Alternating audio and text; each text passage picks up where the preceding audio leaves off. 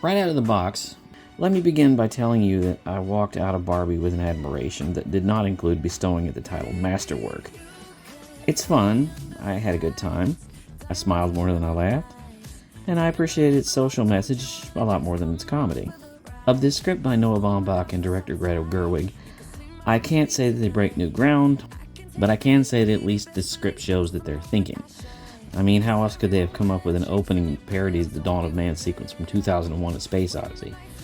The movie tries admirably for the kind of girl power struggle that has recently been the center of She-Hulk and The Marvelous Mrs. Maisel. Given this trio of work, I think Maisel does it the best. But in any iteration, it's an important narrative.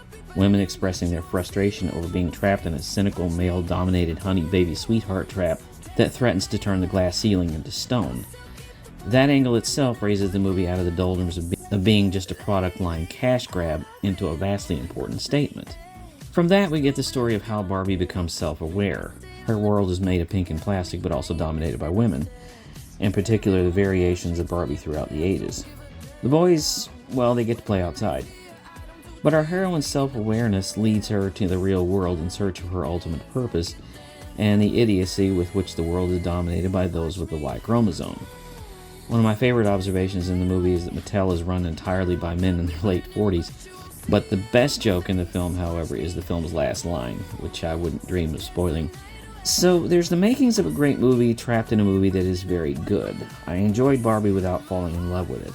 The movie sags in the middle and the third act goes on, and likely could have been 20 minutes shorter, and that ending monologue goes on forever.